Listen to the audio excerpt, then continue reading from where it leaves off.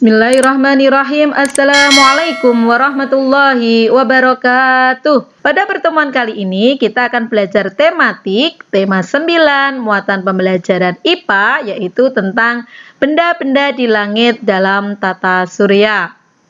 Masih ingat tata surya? Iya, tata surya adalah susunan benda-benda langit yang terdiri dari matahari, planet, satelit, asteroid, meteoroid, dan komet dengan matahari sebagai pusatnya. Ada di mana tata surya kita? Iya, berada di galaksi Bima Sakti atau Milky Way. Pada pertemuan sebelumnya, kita sudah belajar tentang matahari sebagai pusat tata surya. Kenapa matahari sebagai pusat tata surya? Iya, karena matahari merupakan benda langit yang paling besar dalam tata surya sehingga memiliki gaya gravitasi yang besar. Akibatnya, planet dan benda langit lainnya akan berputar mengelilingi matahari. Matahari merupakan bola gas pijar yang berukuran sangat besar yang suhunya di intinya mencapai 15 juta derajat Celcius. Kita juga sudah belajar planet. Dalam tata surya ada 8 planet, yaitu Merkurius, Venus, Bumi, Mars, Jupiter, Saturnus, Uranus, dan Neptunus. Masih ingat cara menghafalnya? Iya, MVB My Sun. MVB My Sun, Merkurius, Venus, Bumi, Mars, Jupiter, Saturnus, Uranus, dan Neptunus. Berikutnya kita akan belajar benda langit lainnya, yaitu satelit. Apa itu satelit? Satelit adalah benda langit yang selalu berputar mengelilingi planet. Jadi kemanapun perginya planet, satelit akan setia mengelilinginya.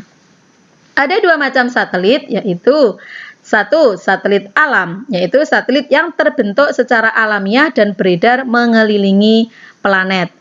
Contohnya adalah satelit bumi kita apa?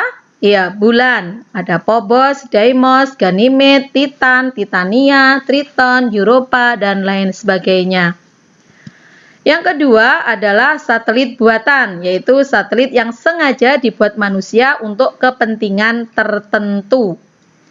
Untuk komunikasi, informasi, mengamati perubahan cuaca, penyelidikan ruang angkasa, navigasi, laboratorium ruang angkasa, dan lain sebagainya. Contohnya adalah satelit Palapa yang dimiliki oleh Indonesia, Morelos yang dimiliki oleh Meksiko, Salyut yang dimiliki oleh Rusia, dan Navstar yang dimiliki oleh negara Amerika Serikat. Benda langit berikutnya adalah asteroid. Asteroid merupakan gugusan planet berukuran kecil yang mengelilingi matahari pada lintasan tertentu, yaitu di antara lintasan Mars dan Jupiter. Kamu perhatikan gambar planetnya ini ya, ada 8. Nah, yang ini yang dilingkari bumi ini adalah tempat lintasannya asteroid, atau biasa disebut juga karena saking banyaknya sabuk asteroid. Disebut juga planet kecil, planet minor, atau planetoid. Asteroid yang pertama kali ditemukan adalah asteroid Ceres, yaitu pada tanggal 1 Januari pada tahun 1801 dan merupakan asteroid terbesar. Benda langit berikutnya adalah komet. Komet adalah benda langit yang berukuran kecil yang memiliki garis edar yang berbeda dengan planet.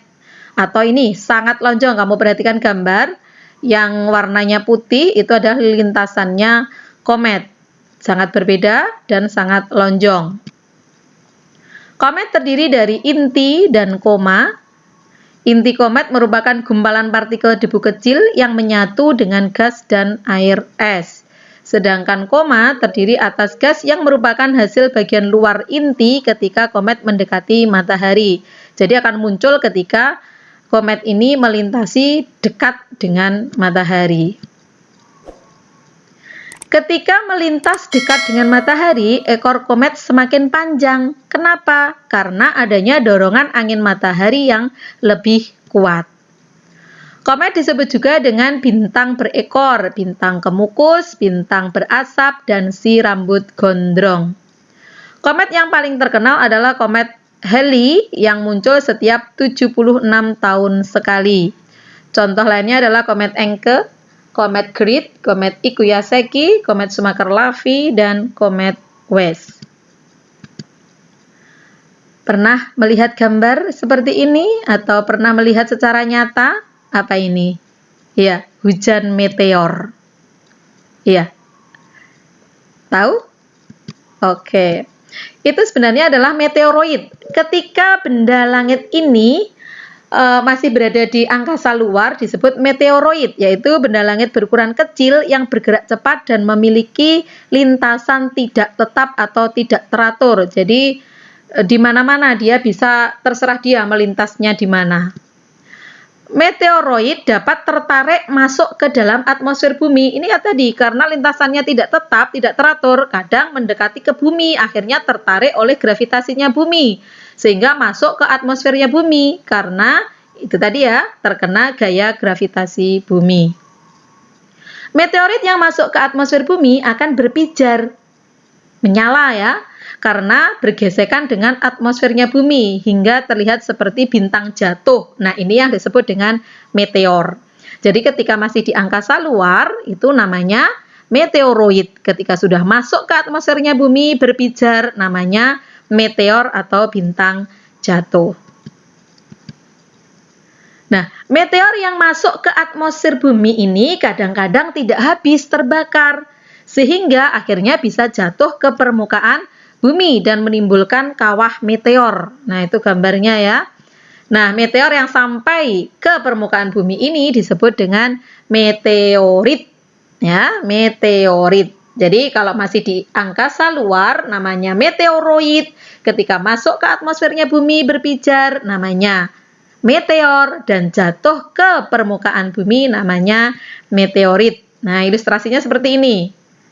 Ketika di angkasa, meteoroid, kemudian masuk atmosfer bumi, meteor, dan jatuh permukaan bumi, meteorit. Perhatikan lagi. Ya. Daerah di permukaan bumi yang pernah kejatuhan meteorit antara lain ada di daerah Hoba, Afrika, ini sebesar 60 ton, di Greenland 36 ton, dan yang terbesar ini di Arizona, Amerika Serikat sampai 900.000 ton. Semoga kita Indonesia, kita tercinta, terhindar dari bencana kejatuhan meteorit ya, sehingga kita selamat. Amin.